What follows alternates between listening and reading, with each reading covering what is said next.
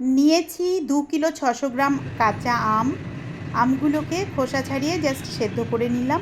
এইবারে কড়াই বসিয়ে দিয়েছি গ্যাসে, তাতে 3 চামচ মতন সর্ষের তেল দিয়েছি। এবারে তেলটা গরম হলে 1 চা চামচের মৌরি এবং 1 চা চামচ জোয়ান ফোড়নে দিয়ে দিলাম। আর ওই যে সেদ্ধ করা আমগুলো এবারে চটকে চটকে এই তেলের মধ্যে দিয়ে দিলাম। খুব ভালো করে নেড়ে চেড়ে নিচ্ছি। আম টুকরো টুকরো করে কাটবার কোনো ঝামেলা নেই, রোদে শুকোনোর কোনো ঝামেলা নেই। একদিনেই বানিয়ে ফেলতে পারবে আমের এই আচার।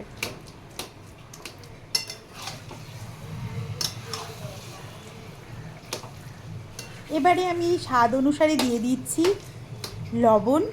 আমি এখানে লবণ দিচ্ছি রক সল্ট আর হচ্ছে ব্ল্যাক সল্ট, দুটো মিশিয়ে দিচ্ছি। ব্ল্যাক সল্টটার একটা স্মেলটা খুব সুন্দর হয়, তাই জন্য আমি ব্ল্যাক সল্টটাও দিয়েছি কিছুটা। রক সল্ট 3 চা চামচ দিয়েছি আর ব্ল্যাক সল্ট দিয়েছি 2 চা চামচ। এবারে আবার খুব ভালো করে নেড়ে নিচ্ছি। এখনই যে এত সুন্দর একটা স্মেল বেরিয়েছে। এবার হচ্ছে আমি 2 কিলো 600 গ্রাম আম নিয়েছি, 1 কিলো চিনি দিলাম। আবার খুব ভালো করে নেড়ে নিচ্ছি।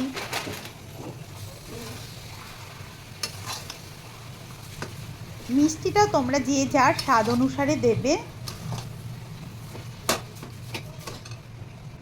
লবণটা আগে দেওয়ার জন্য আমের মধ্যে যে জলটা থাকে সেটা বেরিয়ে গিয়েছে, আর চিনিটাও গলে গিয়ে রসমতো হয়ে গিয়েছে।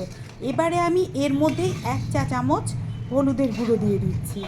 হলুদ না দিলেও চলে, কিন্তু আমি দিচ্ছি কারণ হলুদ ভীষণই ভালো পেটের জন্য, তাই হলুদের গুঁড়ো 1 চা চামচ দিয়ে আবার ভালো করে নেড়ে মিশিয়ে নিলাম।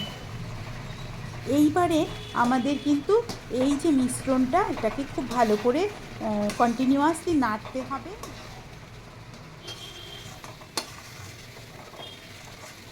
আমের একটা নিজস্ব জল বেরিয়েছে, সেই জলটা এবং চিনির যে রসটা হয়েছে সেই রসটাকে ভালো করে শুকাতে হবে।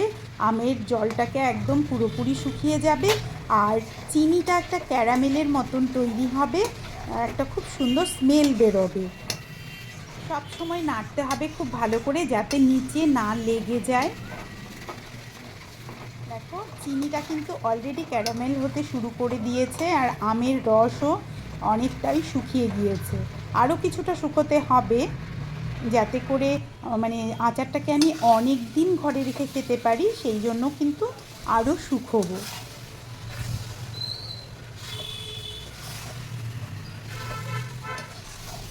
আচারটা যতটা শুকোতে থাকবে কালারটাও কিন্তু চেঞ্জ হয়ে যাবে। চিনিটা ততই ক্যারামেল হয়ে হয়ে কালারটা কিন্তু এই রকম একটা লালচে লালচে কালার আসবে।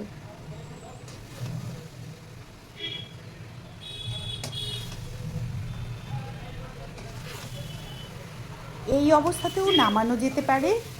যদি ভাবি যে না এটা খুব বেশি দিন রেখে খাবো না, তো সেই ক্ষেত্রে কিন্তু আমি এভাবেও নামিয়ে নিতে পারি। আমি যেহেতু ভাবছি যে আমি এটা 1 বছর রেখে খাবো, তাই আমি আরও একটু শুকিয়ে নেব।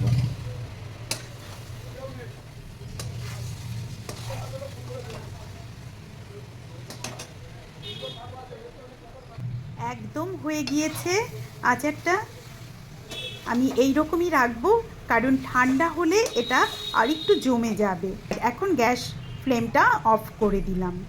এই আচারে যে রোস্টেড মশলাটা দেব সেটা আমি আগে থেকেই তৈরি করে রেখেছি, এখানে আর তোমাদের দেখালাম না, কারণ আমার আগের যে একটা আমের আচারের রেসিপি তোমাদের সাথে শেয়ার করেছি, সেখানে আমি দেখিয়েছি এই রোস্টেড মশলাটা আমি কিভাবে বানিয়েছি। তবু আমি বলে দিচ্ছি এখানে আমি কি কি নিয়েছি। শুকনো লঙ্কা নিয়েছি 10টা মতো, আর নিয়েছি মৌরি 100 গ্রাম ছোটো দানার, আর নিয়েছি জোয়ান 100 গ্রাম, সেটাকে ড্রাই রোস্ট করে গ্রাইন্ড করে নিয়েছি। এই ড্রাই রোস্ট করা মশলাটা আচারের সাথে খুব ভালো করে মিশিয়ে নেব। এই গরম অবস্থাতে মেশানোটা খুব ভালো হয়। ঠান্ডা হয়ে গেলে আচারটা অনেকটা জমে যায়, তখন মেশাতে গেলে খুব ভালো মেশানো যায় না, তাই এই অবস্থাতেই আমরা ড্রাই রোস্ট করা মশলাটা খুব ভালো করে নেড়ে চেড়ে মিশিয়ে নেব। মশলাটাকে অল্প অল্প করে ছড়িয়ে ছড়িয়ে মেশাচ্ছি, তাতে করে না মশলা কোনো এক জায়গায় পড়ে দলা পাকিয়ে যাবে না।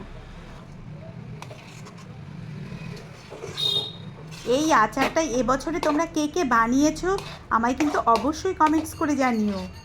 তোমরা যারা এখনও এই আচারটি বানাওনি, এই সহজভাবে বানানো এই আচারটি একবার বানিয়ে দেখো, দুর্দান্ত স্বাদের হয় খেতে।